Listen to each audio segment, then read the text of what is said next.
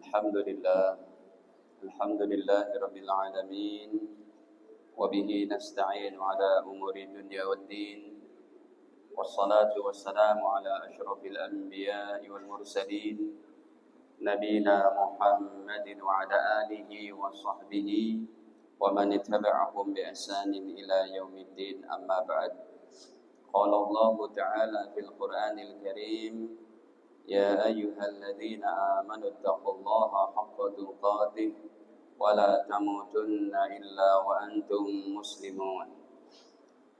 Alhamdulillah para hadirin kaum muslimin shaimin wal muslimat shaimat yang dirahmati Allah Ta'ala.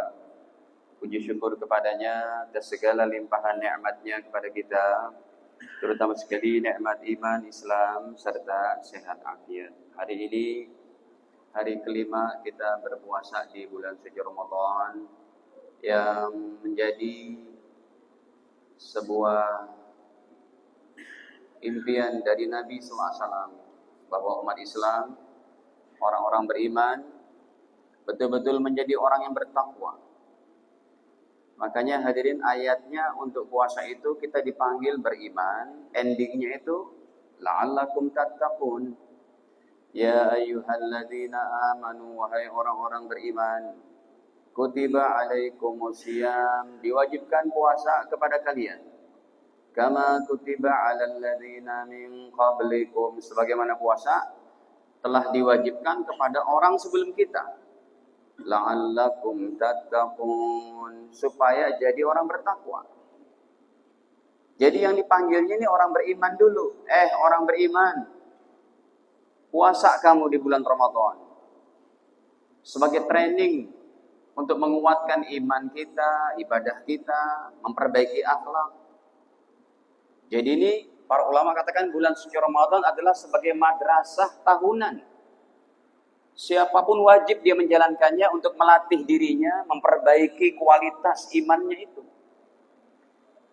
Kenapa dipanggilnya ya ayyuhalladzina amanu, wahai orang beriman? Endingnya la'allakum tattaqun, supaya kamu menjadi orang bertakwa. Karena hadirin, ada orang beriman tapi tidak bertakwa. Ada orang beriman jauh daripada nilai takwa. Ada orang beriman akhlaknya enggak baik. Ada orang beriman bisanya nyusahin orang lain aja. Makanya ada tuh disebut neraka untuk orang beriman yang dia imannya tidak takwa. Ya. Ini hadis masalah ini telah ditulis sama Imam Bukhari sejak nomor 44 sampai nomor 7012, 6600 sekian ada tuh hadis-hadisnya. Kalau ada orang yang beriman masuk neraka itu, Pak. Bahkan dalam Sahih Bukhari-nya, ya, Allah sendiri itu yang berbicara kepada orang beriman yang terakhir dikeluarin dari neraka. Tapi dia udah sempat dulu mendekam di api neraka. Kenapa? Dia tidak memperjuangkan imannya menjadi la'allakum tattaqun. Contohnya, saya tulis dulu hadisnya. Ini kebanyakan kitab saya buka, jadi ini sudah ada. Maka hadirin, kata Nabi SAW, inni la'alam akhir, nomornya pun sudah 6202, ya. Ada juga 7212 dalam nomor yang lainnya, ada juga nomor 6650. Dari nomor 44 tuh Imam Bukhari menyebutkan hati-hati. Ada orang beriman yang dia tidak la'allakum tattaqun, harus mendekam dalam neraka dulu. Para jamaah, kalau dulu kita pernah belajar fisika, kimia, matahari itu kekuatan panasnya, kalau satu tubuh manusia aja didekatkan kepada matahari itu, masih jaraknya 40 juta kilometer. Didekatkan sedikit aja itu, tubuh manusia ini jadi debu. Dan api neraka masih ada 69 dari panasnya api neraka. Maksud saya, api neraka itu masih lebih panas 69 dari api matahari itu. Panasnya matahari. Kata Nabi, inni la'alam akhir ahlin nar khuruja. Saya mengetahui ada orang beriman terakhir dikeluarin dari neraka. Ini kan mengerikan hadirin. Kalau kita ngeliat kejahatan di dunia aja, ada orang beriman dibom, ada orang beriman, ada saudara kita dimutilasi, kita ngeri melihatnya. Padahal itu cuma siksaan dari manusia aja tuh. Apalagi nih siksaan dari Allah yang Allah melampiaskan murkanya. Karena kamu ini nggak taat, nggak takwa.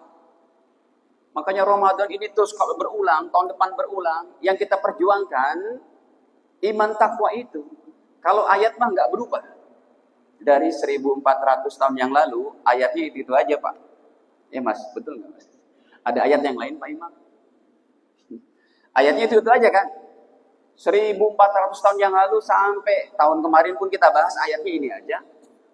Jadi ayat mah nggak bakal berubah. Ya ayyuhalladzina amanu la'allakum tattaqun. Yang harus berubah itu takwa kita.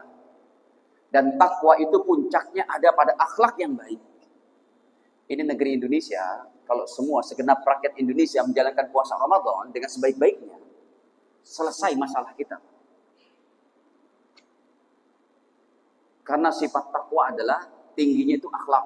Dan akhlak tertinggi nanti adalah jujur, berintegritas, amanah, tidak berbohong, tidak mencela-mencela, memudahkan urusan orang lain, low profile, humble, menyayangi seluruh manusia, muslim atau non-muslim. Itu sih intinya pengajian ini itu Pak. Ya udah selesai ya. Itu intinya udah tuh Pak. Inti akhlak tuh kayak begitu, jujur, berintegritas, amanah, memudahkan urusan orang lain, penyayang kepada seluruh manusia, muslim atau non-muslim, low profile, mudah memberi, tidak berbohong, tidak mencela-mencela. Para jamaah, coba kita baca dulu. Ini lupa saya terjemah. Habis saya ngeliat jam tinggal 20 menit gitu ya. Padahal hadisnya mau dibuka banyak banget nih. Kata Nabi, saya mengetahui orang terakhir keluar dari neraka. Orang beriman ini. Wa akhir ahlil jannah dukhula. Dan orang yang terakhir masuk surga. Rajulun. Ya Allah. Ibu-ibu ada nggak di belakang nih? Ibu-ibu udah selamat karena aktornya ini laki-laki. Tapi semoga bukan jamaah yang ada di Ar-Rahman ini ya, insyaallah. Kata Rasul, seorang laki-laki, ibu-ibu udah selamat tuh, muslimah udah selamat. Yakhruj minan nar, keluar dari neraka, habwa, merangkak. Wa yaqulullahu, maka Allah berfirman kepadanya, diajak ngomong tuh sama Allah Pak. Kata Allah, idhab hambaku, fadkhulil jannah, udah sana masuk surga. Aku udah maafin dosamu. Kamu ini orang paling dablek. Hidupnya menyusahin orang aja gitu. Kenapa? Kalau dosa kita kepada Allah itu mudah. Bangun jam 2 malam, nangis jadi-jadinya, tobat nasuha, selesai. Tapi kalau dosa kepada orang lain, Masya Allah. Orang mati syahid aja, dia bukan berbuat dosa kayak gimana. Mati syahid adalah kematian yang paling diimpikan oleh setiap orang soleh. Baik syahid dunia akhirat, atau syahid akhirat saja. Syahid dunia akhirat dalam pertempuran melawan musuh-musuh Islam. Seperti perang Uhud, perang Badar, perang Hunain, perang Khandaq dan sebagainya. Itu dunia akhirat. Tapi kalau mati syahid akhirat saja, lagi ngaji ilmu meninggal, lagi puasa meninggal, lagi haji umrah meninggal, itu mati syahid akhirat saja. Itu pun dirindukan. Tapi dia punya dosa sama orang beriman. Bukan dia menyakiti secara fisik, memukul, mencederai kehormatannya, tidak. Cuma punya hutang Pak, 1.000 rupiah nggak mau bayar. Orang yang mati syahid pun tertunda masuk surganya. Coba kita lihat. Fayatiha fayukhayal ilaihi annaha mal'a. Akhirnya Allah katakan, udah kamu masuk surga itu. Tapi dia bilang, ya Allah, inni wajadtuha mal'a. Surganya udah penuh ya Allah. Kata hamba ini, surga udah penuh ya Allah, nggak cukup bagi saya. Kata Allah, enak aja kamu ngomong. Surga udah penuh. Sampai 3 kali tuh berulang-ulang. Kenapa kamu balik lagi? Udah penuh ya Allah. Kenapa balik lagi? Udah penuh. Ya Allah, emang saya bisa masuk surga. Jangan bercanda sama saya ya Allah. Kata hambanya begitu. Kata Allah, kamu ini, saya berikan surgamu ini. Fa inna laka misla dunya wa asyrati amsalihha. Surgamu seluas langit dan bumi ini, saya tambahkan 10 kali lipatnya. Para jamaah, Tapi kan nggak enak orang kayak gini, Pak. Ini saya menampilkan hadis ini tujuannya bahwa ayat ya ayyuhalladzina amanu harus endingnya la'allakum tattaqun. Kalau tidak bertakwa, habis sudah. Para jamaah dirahmati Allah, proses Ramadan ini adalah merupakan paling utama untuk kita membenahi diri kita. Ya. Pokoknya kalau Ramadan kita baik, hadirin, maka akhlak kita akan baik. Saya sebutkan di sini, para jamaah, akhlak itu ada dua. Dalam segi pembagiannya, yang pertama, dalam segi hubungannya nih. Dia akhlak kepada Allah Ta'ala. Yang pertama, akhlak kepada Allah. Yang kedua, baru akhlak kepada hamba-hamba Allah. Nah, kalau akhlak kepada Allah, dia jalankan sholat, puasa, zakat, haji, umroh, tahajud, puasa sunnah, baca Quran, ngaji ilmu, mencari nafkah yang halal, baik kepada anak istri, mendidik dengan pendidikan yang baik, dan lain-lain. Tapi kalau akhlak kepada hamba-hamba Allah, kaitannya dengan muamalah yang baik, bicara yang santun, pergaulan yang baik, bisa memberikan manfaat kepada orang lain, komplit. Kalau kita bisa la'allakum tattaqun, sangat komplit nih hadirin. Karena emang tujuan hidup kita ini aja. Kan di antara semasjid ini aja Bapak sekalian, status ekonomi manusia kan berbeda-beda. Apalagi kalau kita mau bandingin orang sedunia. Berbeda itu. Tapi Allah tidak lihat itu. Yang Allah lihat imanmu dan ibadahmu, itu saja. Iman, ibadah, dan akhlakmu. Coba kita lihat dulu nih hadisnya. Dalam riwayat Imam Muslim, nomornya juga sudah 6.700 sekian. Apa yang menjadi barometer kecintaan Allah kepada seorang hamba hadirin? Hadis ini kalau dimiliki oleh segenap hati kita, Pak, hati kita udah masuk roh. Ya, inti hadis ini, itu hidup nyaman. Tidak gusar melihat orang bisa beli ini, bisa beli itu. Bismillah, alhamdulillah. Dia melihat orang lain dapat nikmat, alhamdulillah.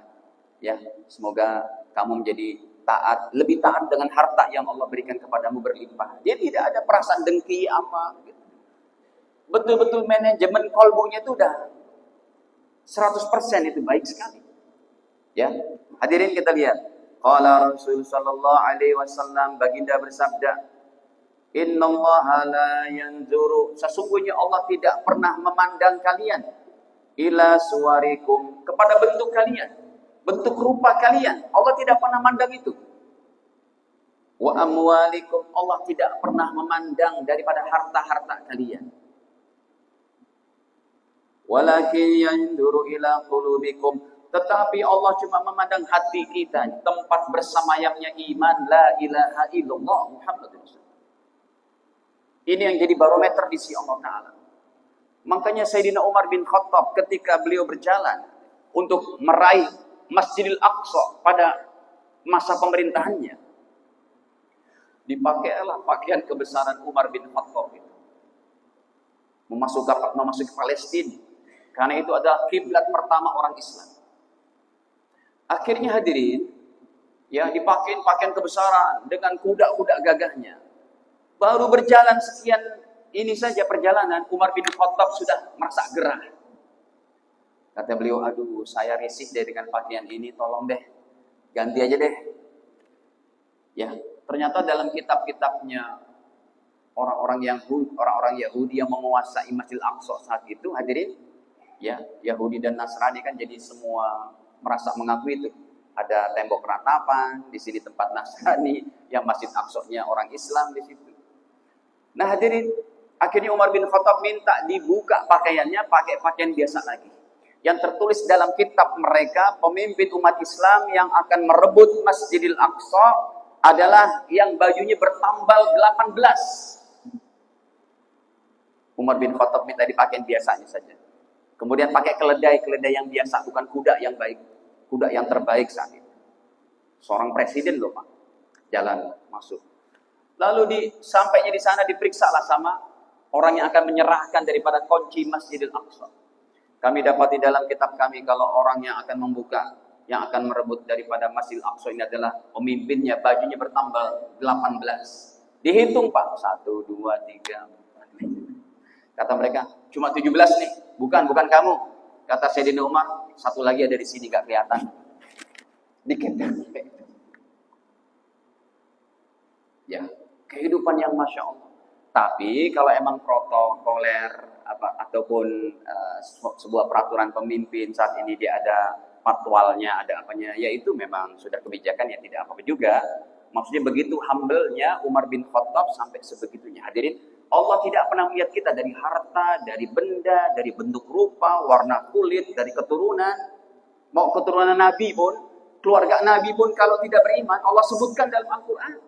Tabbat yada abi lahabi wa tab. Itu kan pamannya. Memang dalam masalah ini Allah tidak perlu yang demikian-demikian. Pokoknya kamu beriman, kamu bertakwa, la'alakum tattaqunnya ada, selesai hidupmu beres. Ini kan semua cuma batu loncatan aja, Pak. Saya yakin yang ada di masjid ini 100 tahun ke depan udah nggak ada semua nih. Bukan saya nyumpahin, emang insya Allah udah pasti itu. Emang antum masih mau hidup, Pak? 100 tahun ke depan. Umur berapa 100 tahun ini? Abang aja yang masih muda nih. 100 tahun udah umur berapa antum? 130 sekian mungkin.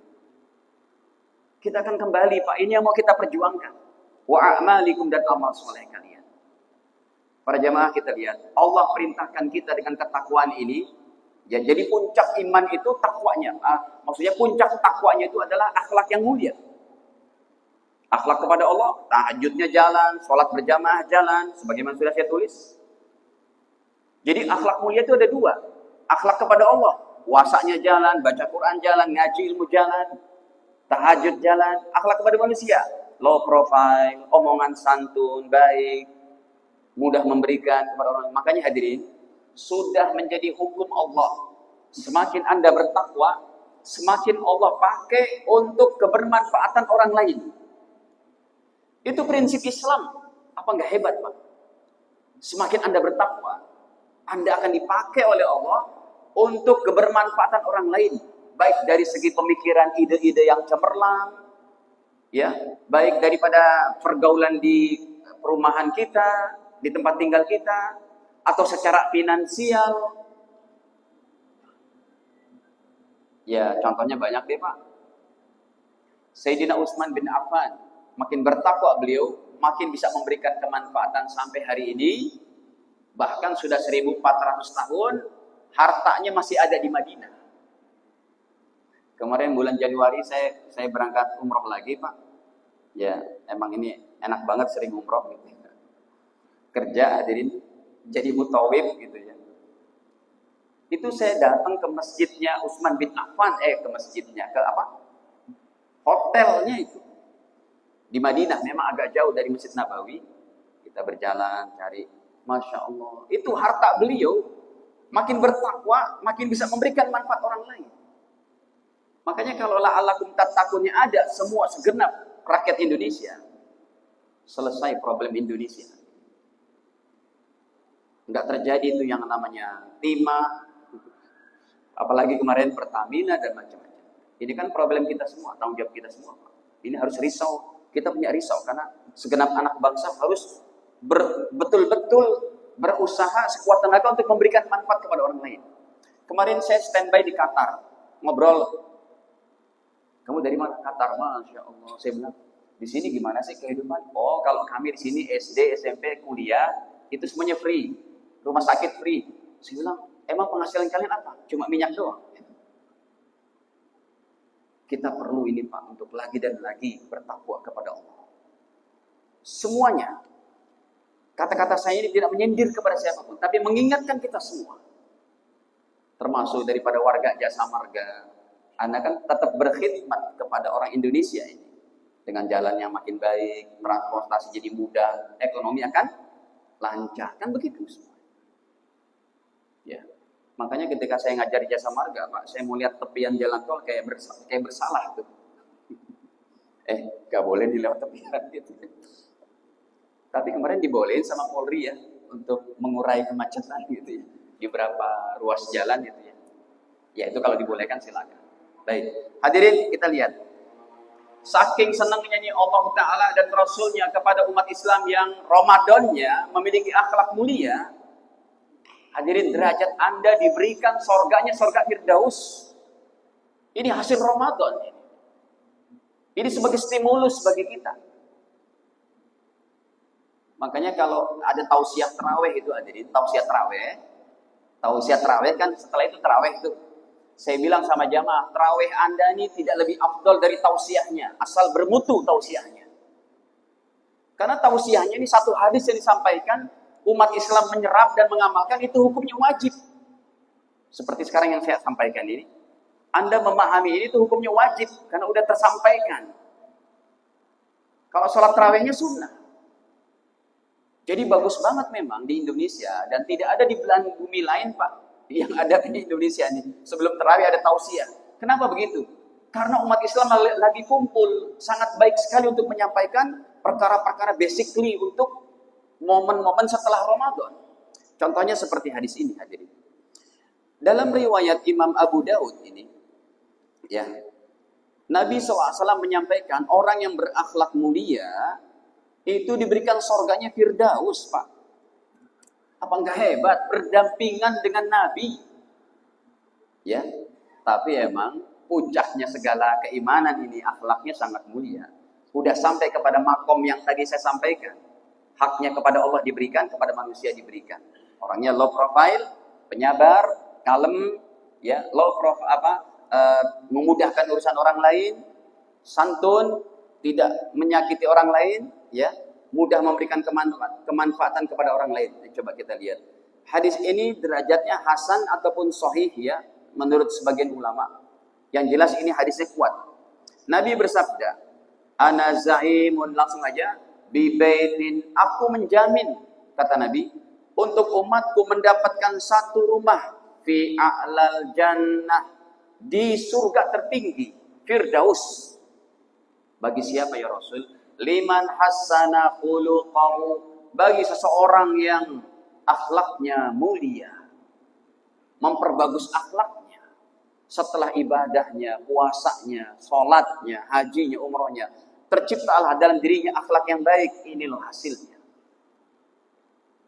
Para jamaah dirahmati Allah.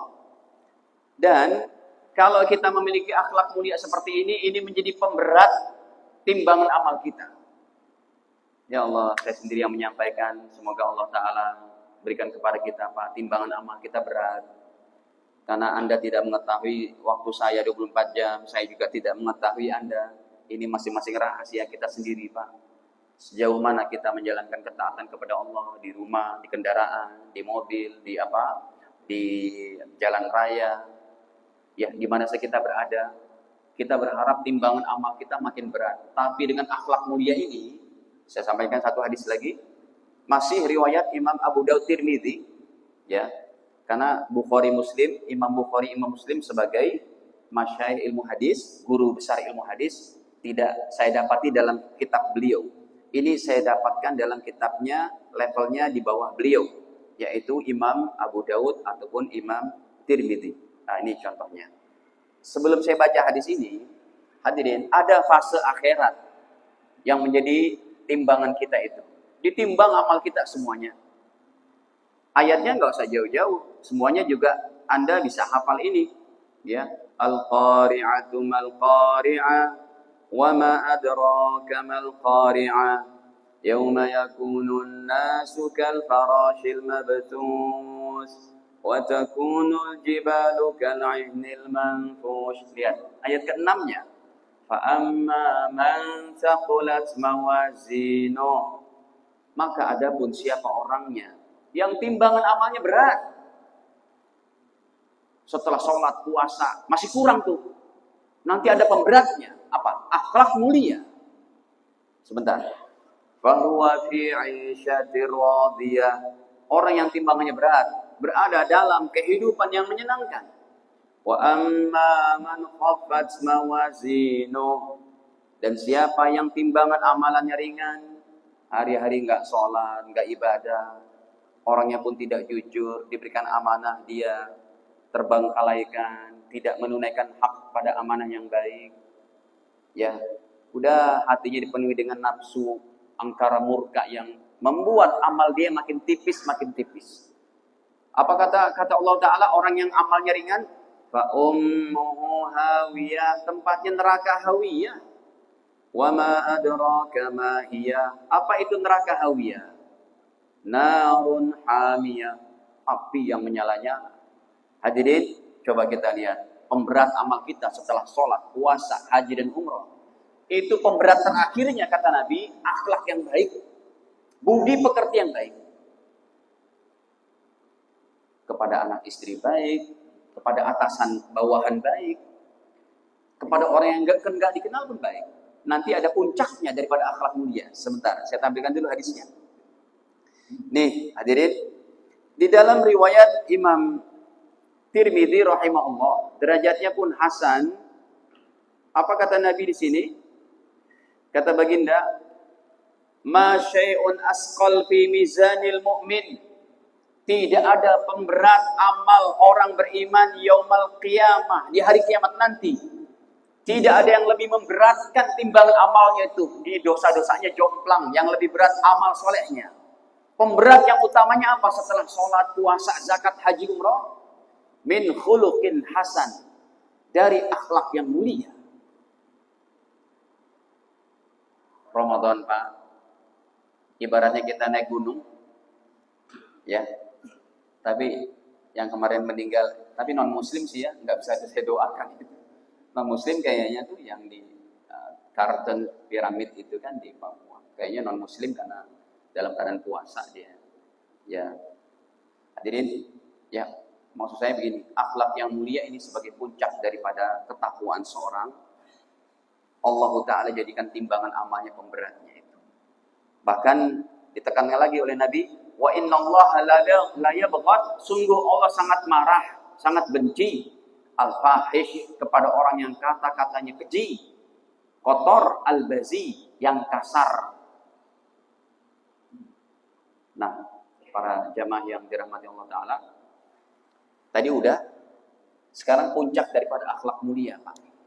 Selain kita kepada siapapun berbuat baik, omongan baik, jujur, amanah, berintegritas terhadap pekerjaan kita, menunaikan daripada kewajiban kita, low profile, humble orangnya. Ada satu lagi, Pak. Apa? Ini sebagai penyempurna akhlak yang mulia, yaitu sekalipun kita nggak bisa berinteraksi dengan semua manusia, tapi Anda selipkan doa-doa terbaik untuk seluruh manusia. Itu akhlak terbaik.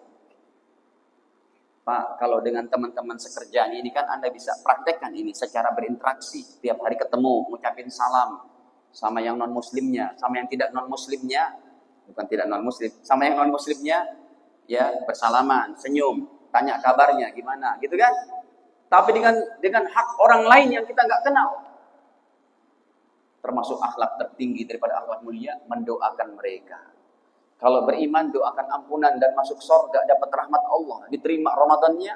Kalau belum beriman, ya Allah, kasih hidayah kepada mereka. Ini puncak akhlak mulia yang kita bisa tunaikan kepada orang-orang sekalipun ada di New Zealand, di Kutub Utara, di Antartika dan di mana-mana. Dengan doa tadi, sampai semuanya tembus. Doa ini kecepatannya lebih hebat daripada pesawat terbang sekalipun yang kecepatnya paling 3 kali lipat suara sebenarnya pesawat jet tempur dan macam-macamnya. Ya, ini lebih hebat dari itu. Sedetik Anda berdoa di sini, ya Allah, kasih hidayah kepada manusia yang belum beriman sedunia ini. Itu sedetik itu langsung sampai kepada orang-orang yang ada di Australia, New Zealand, di Kutub Utara dan macam-macamnya. Semoga Allah Ta'ala berikan kebaikan ini. Ramadan masih pada, kalau naik gunung tuh, pada kakinya ini hari kelima, masih jauh lagi hadirin. Ya, semangat untuk tetap menjalankan ritual Ramadan dengan hakikatnya. Kita berharap kepada Allah setelah Ramadan kita bisa praktekkan pada 11 bulan yang akan datang. Akhlak mulia menjadi pemberes semua problem dalam diri kita, keluarga kita, dan masyarakat kita. Ini saja yang dapat kami sampaikan. Semoga Allah Ta'ala berikannya kebaikan kepada kita semua. Cukup ya. Kita akhiri saja hadirin dengan sama-sama baca kafaratul majelis. Subhanakallahumma bihamdik, asyhadu an la ilaha illa anta astaghfiruka wa atubu ilaik. Wassalamualaikum warahmatullahi wabarakatuh.